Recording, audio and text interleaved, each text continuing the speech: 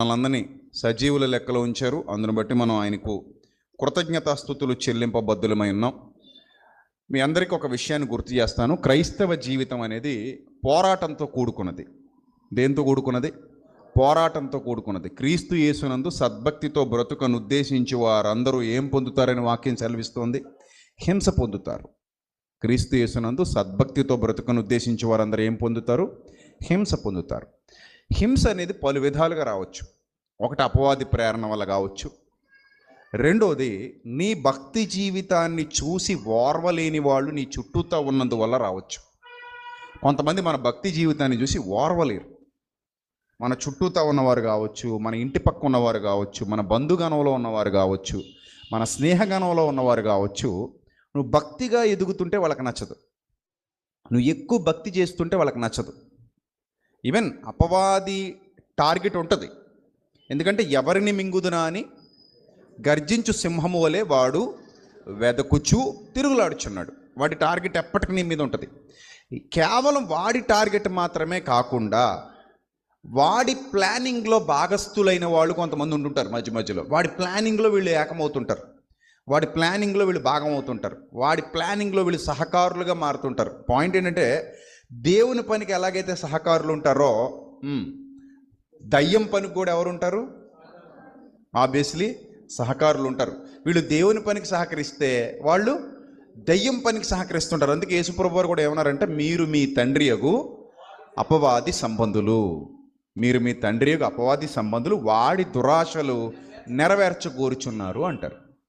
అంటే ఇటు దయ్యం పనికి దేవుని పనికి సహకరించే గుంపు ఎలాగైతే ఉందో అదే మాదిరిగా దయ్యం పనికి సహకరించే గుంపు కూడా ఒక వర్గం ఉంటూనే ఉంటారు. అలా ఈ దయ్యం పనికి సహకరించే వాళ్ళు ఎప్పుడు కూడా దుష్టత్వంతో రగిలిపోతూ, అజ్ఞానంతో రగిలిపోతూ మనల్ని ఎలా అనగద్రొక్కాలా అని ప్లాన్ చేస్తూ ఉంటారు.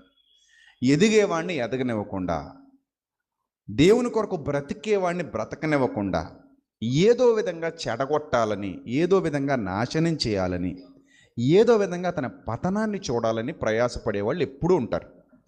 ఇది మీకు తెలిసి జరగవచ్చు, తెలియకుండా జరగవచ్చు. అరే ఇలా జరిగింది ఏంటి అని ఫీల్ అవుతుంటాం కొన్ని సందర్భాల్లో. నేను బాగానే ఉన్నాను కదా, ఎందుకు నన్ను అర్థం చేసుకోలేకపోతున్నారు? నేను మంచిగానే ఉన్నాను కదా, ఎందుకు నన్ను రిసీవ్ చేసుకోలేకపోతున్నారు? నేను పర్ఫెక్ట్గానే ఉన్నాను కదా, ఎందుకు నా మీద ఇన్ని కుట్రలు, ఇన్ని పన్నాగాలు పన్నుతున్నారు? ఇంత చెడ్డగా ఎందుకు నన్ను చిత్రీకరిస్తున్నారు? నువ్వు బాధపడే పరిస్థితులు రావచ్చు. కానీ అదంతా వాడి ప్లాన్లో ఒక భాగం. ఇది ఈ యూనివర్స్లో నువ్వు బ్రతుకుతున్నంత కాలం కూడా, దేవుని కొరకు బ్రతకాలనే నిర్ణయం తీసుకుని నువ్వు ఈ యూనివర్స్లో కదులుతున్నంత కాలం కూడా రెండు అదృశ్య శక్తుల మధ్యలో నువ్వు అల్లాడుతూనే ఉంటావు. ఒకటి దైవశక్తి అయితే రెండోది దుష్టశక్తి. రెండు అదృశ్య శక్తులు నిన్ను ఎప్పటికప్పుడు ఆవరించి ఉన్నాయి. అది ఎప్పుడు గుర్తుపెట్టుకో, మర్చిపోవద్దు. రెండు అదృశ్య శక్తులు నిన్ను ఏం చేసి ఉన్నాయి? ఆవరించి ఉన్నాయి. ఈ రెండు అదృశ్య శక్తుల మధ్యలోనే మానవ జీవితం ముందుకు కదులుతోంది. అందులో నువ్వొక్కడివి, నేనొక్కడిని. నువ్వు నేను కూడా ఆ శక్తుల మధ్యలో ఉన్నాం. ఈ దుష్టశక్తి నిన్ను పతనం వైపుకు లాక్కెళ్ళాలని ప్రయత్నిస్తుంది. దైవశక్తి నిన్ను నిత్య జీవం వైపు తీసుకెళ్లాలని ప్రయత్నిస్తుంది. అది పాజిటివ్ ఎనర్జీ అయితే, ఇది నెగిటివ్ ఎనర్జీ. సో పాజిటివ్ ఎనర్జీకి నెగిటివ్ ఎనర్జీకి ఉన్న తేడా నీకు అర్థం కావాలి. ఇప్పుడు ఈ పాజిటివ్ ఎనర్జీతో నింపబడిన వాళ్ళందరూ నీకు సపోర్ట్గానే ఉంటారు. ఎవరైతే నెగిటివ్ ఎనర్జీతో నింపబడ్డారో వాళ్ళు నీకు సపోర్ట్గా ఉండరు. వాళ్ళు ఎప్పుడు నీ మీద దుమ్మెత్తిపోస్తూ, నిన్ను ఇబ్బంది పెడుతూ, నీ మీద అసూయపడుతూ, నిన్ను కించపరుస్తూ, నిన్ను ఇరుకున పెడుతూ, నిన్ను శోధిస్తూ, నిన్ను బాధిస్తూ, నిన్ను వేధిస్తూ, రకరకాలుగా నిన్ను లోకంలో కలిపేయాలని విశ్వ ప్రయత్నాలు చేస్తూ ఉంటారు. వాళ్ళకు నువ్వు పడిపోతే ఆనందం, వాళ్ళకి నువ్వు ఇబ్బంది పడితే ఆనందం, వాళ్ళకు నువ్వు నాశనం అయిపోతే ఆనందం. అది చూడండి, పచ్చకామెర్లు అంటారు కదా, పచ్చకామెర్లు.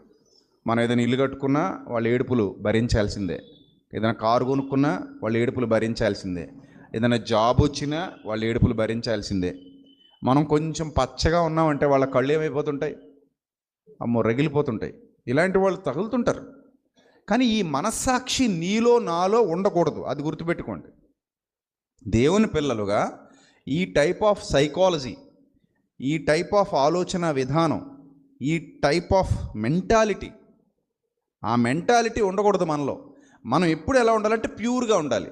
ఎంత ప్యూర్గా ఉండాలంటే దేవుడు ఎంత ప్యూర్గా ఉంటాడో దేవుడిని నమ్మిన వాళ్ళు కూడా అంతే ప్యూర్గా ఉండాలి. యేసు ప్రభువారు భూమి మీదకి వచ్చి మనకు మాదిరి చూపించి నేర్పించింది అదే. ఏమి నేర్పించారు? నాయనా, శాస్త్రులు పరిసయ్యులు నా మీద ఎన్ని విషపు బాణాలు ప్రయోగించినా నేను వాటిని తట్టుకొని ధైర్యంగా నిలబడ్డాను తప్ప తిరిగి వాళ్ళ మీద మరలా అదే విషపు బాణాలు ప్రయోగించలేదు. ప్రయోగిస్తే వాళ్ళు ఎవరు నిలబడలేరు. తిరిగి అంటే వాళ్ళ నేచర్ అది, నా నేచర్ ఇది. వాళ్ళ నేచర్ ఏంటంటే విషాన్ని చిమ్మే నేచరు. నాది తీసుకొని ధైర్యంగా నిలబడగలిగే నేచరు. మరలా తిరిగి విషాన్ని చిమ్మే నేచర్ నాది కాదు. అది యేసుప్రభు వారి గొప్పతనం, అది యేసుప్రభు వారి ఔన్నత్యం. So in the same sense మనం కూడా మన జీవితంలో ముందుకు కదులుతున్నప్పుడు చాలామంది ఇలాంటి వాళ్ళు తారసపడుతూ ఉంటారు, చాలామంది ఇలాంటి వాళ్ళు ఎదురవుతూ ఉంటారు. ఎంతమంది అలాంటి వాళ్ళు ఎదురైనా నీ యథార్థత, నీ విజ్ఞత, నీ వివేకం కోల్పోకుండా నువ్వు మాత్రం భక్తిగా వాళ్ళని ఎదుర్కొంటూ ప్రార్థనాపూర్వకంగా ముందుకెళితే జవాబు దేవుడిస్తాడు. అర్థమవుతుందా? జాగ్రత్తగా వినండి. జవాబు ఎవరిస్తారు? దేవుడిస్తాడు. దేవుడిచ్చే జవాబు చాలా గట్టిగా ఉంటుంది. మనుషులు ఇచ్చే జవాబు కంటే కూడా దేవుడిచ్చే జవాబు ఎలా ఉంటుంది? చాలా స్ట్రాంగ్గా ఉంటుంది, చాలా గట్టిగా ఉంటుంది, చాలా బలంగా వాళ్ళ హృదయాల్లో నాటుకుంటుంది. ఎప్పుడైతే ఈ బలమైన జవాబు ఆయన ఇచ్చాడో మనిషి ఆయన ముందు నిలబడగలడు. మనిషి ఎంతటోడు చెప్పండి, ఎంతలో కనబడతాడు అంతలో మాయమైపోతాడు. మాయమైపోయే జాబితాలో మనిషి ఉన్నాడు.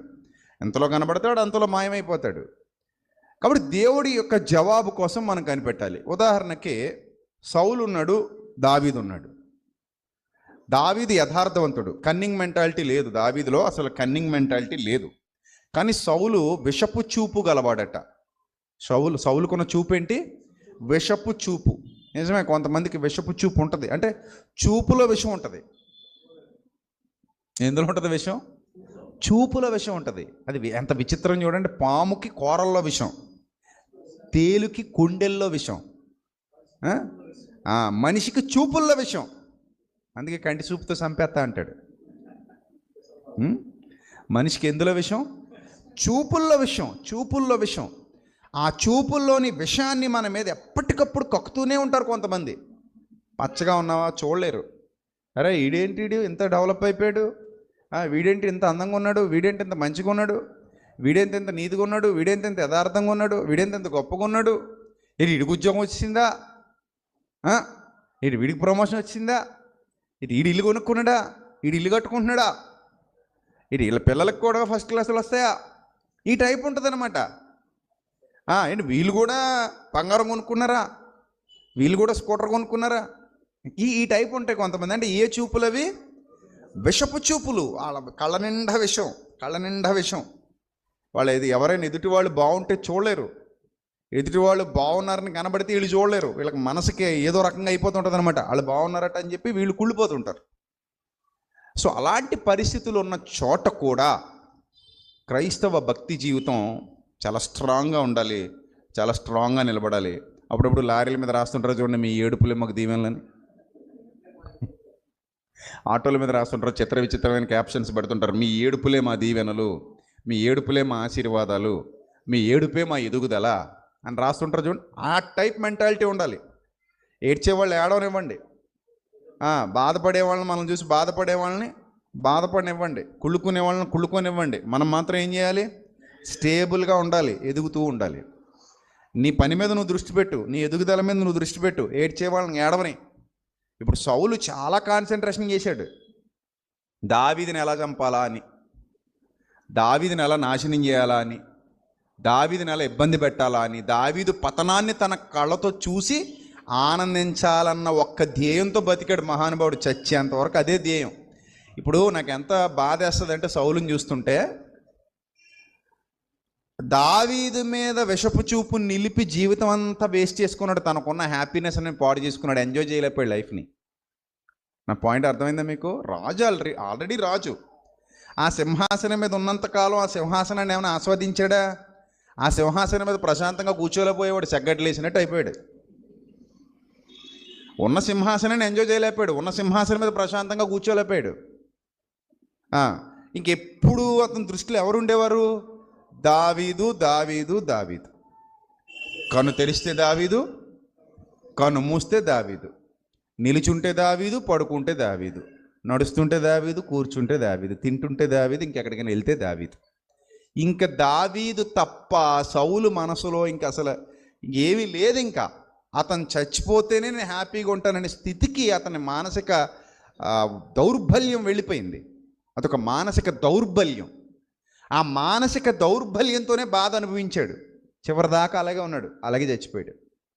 ఎండింగ్ వరకు అలాగే ఉన్నాడు, అలాగే చచ్చిపోయాడు.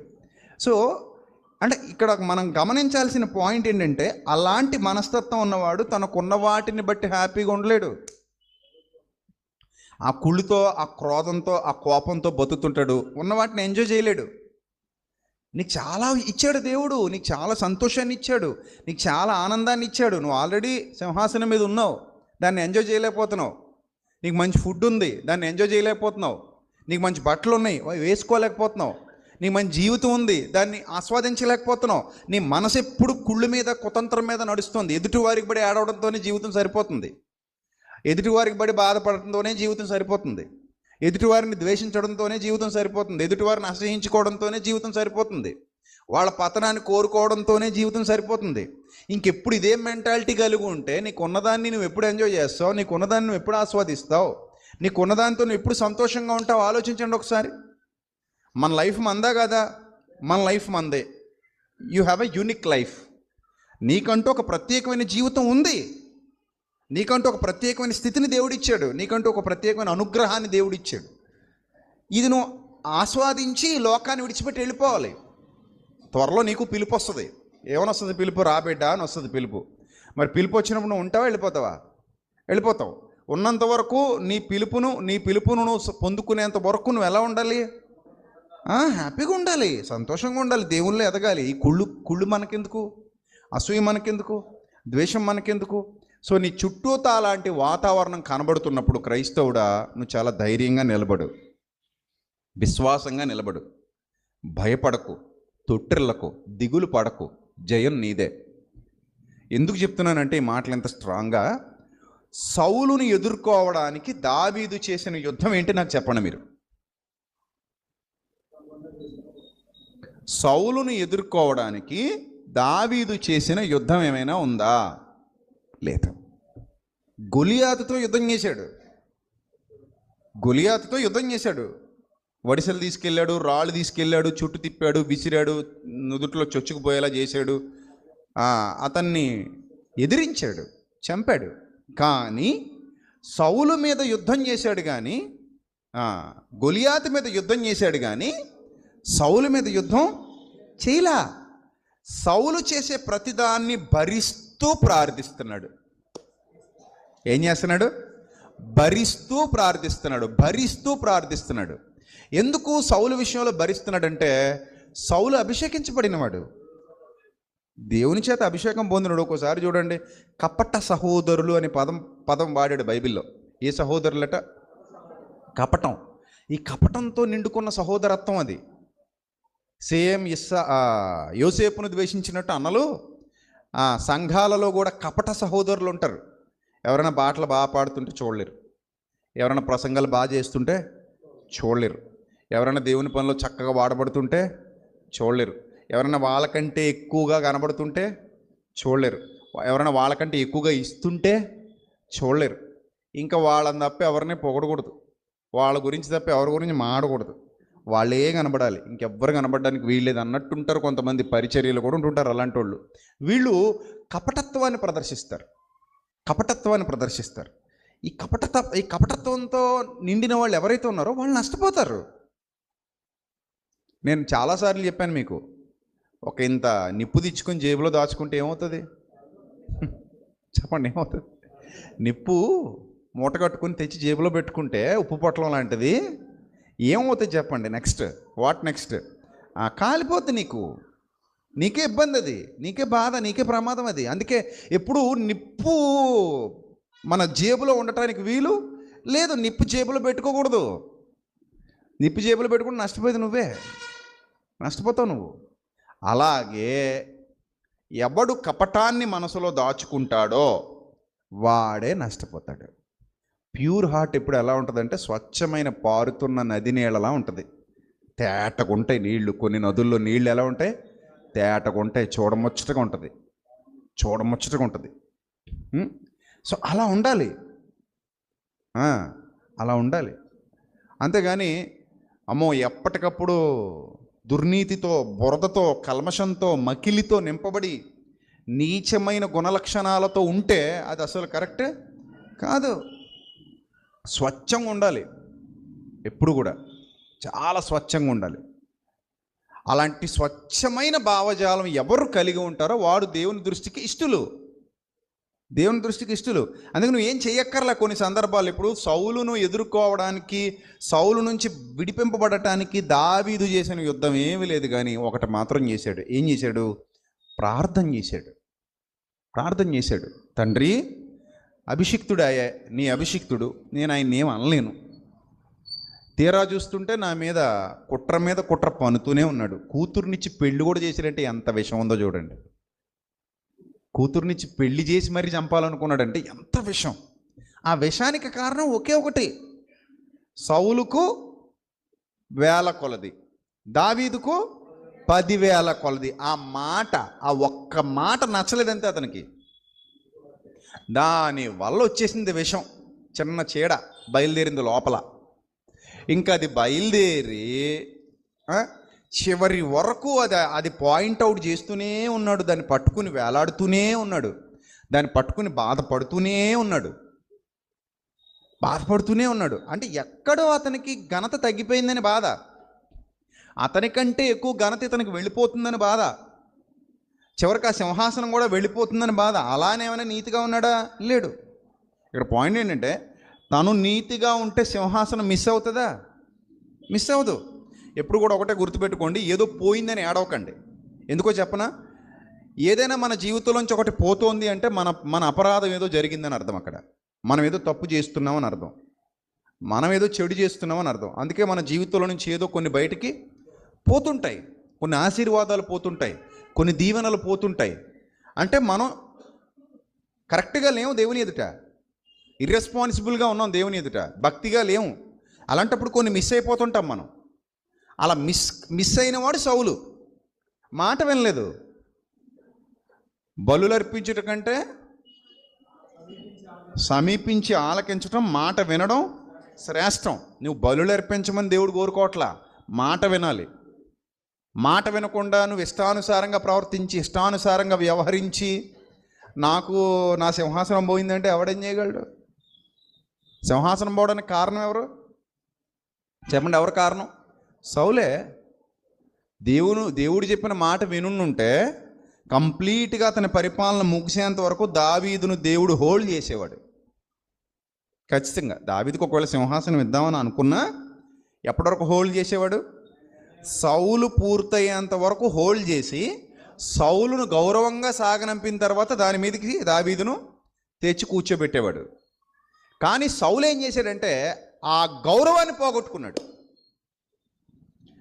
దేవుడిచ్చే ఆ గౌరవాన్ని, దేవుడిచ్చే ఆ ఘనతను పోగొట్టుకొని దావీదుకి ఛాన్స్ ఇచ్చేలా చేశాడు. మధ్యలో ఇతని అభద్రతా భావం, ఇతని అజ్ఞానం, ఇతని అంధకార సంబంధమైన హృదయం అతని ఆశీర్వాదాన్ని పోగొట్టుకునేలా చేసింది, అతని దీవెనను పోగొట్టుకునేలా చేసింది. ఇప్పుడు నీ దీవెన పోవడానికి, నీ ఆశీర్వాదం పోవడానికి ఇలాంటి కారణాలు కూడా ఉండొచ్చు. కొంతమంది దేవుల్లో ఉన్నట్టుగా ఉంటారు కానీ దేవుని కోసం యథార్థంగా ఉండరు. సన్నిధికి వస్తారు, నీతిగా ఉండరు. సన్నిధికి వస్తారు, లోబడరు. ఆయన చిత్తాన్ని బ్రతుకులో నెరవేర్చరు. ఆయన ఆజ్ఞానుసారంగా జీవించరు. ఆయన కోరుకున్న విధంగా జీవించరు. ఆయనకు నచ్చినట్టుగా జీవించరు. అలా జీవించకపోవడాన్ని బట్టి వాళ్ళ బ్రతుకులో భ్రష్టత్వం అనేది మెల్లిగా సాతాను ఇంజెక్ట్ చేస్తాడు. వన్స్ నీలో భ్రష్టత్వం ఇంజెక్ట్ అయిపోయిన తర్వాత ఆశీర్వాదం కావాలన్నా నీ దగ్గరికి దేవుడు పంపడు, రాదు. సో అందుకే ఎప్పుడు కూడా ఈ సౌలు క్యారెక్టర్ మీకు ఒక పాఠం అయితే పెద్ద బండిలది. ఆ బుక్ చదివితే, సౌలు అనే బుక్ చదివితే ఎలా ఉండకూడదో నేర్పిస్తాడు. దావీద్ అనే బుక్ చదివితే ఎలా ఉండాలో నేర్పిస్తాడు. ఏ సిచ్యువేషన్లో ఎలా ఉండాలో నేర్పిస్తాడు, ఎలా ఉండకూడదో నేర్పిస్తాడు. గుర్తుపెట్టుకోండి, ఊపిరిచ్చేవాడు దేవుడే, ఆహారం ఇచ్చేవాడు దేవుడే, సమస్తాన్ని సమకూర్చేవాడు దేవుడే. మనం ఒక ప్రయాణం సుఖవంతంగా ముగించగలిగామంటే దానికి కారణం ఎవరు? దేవుడే.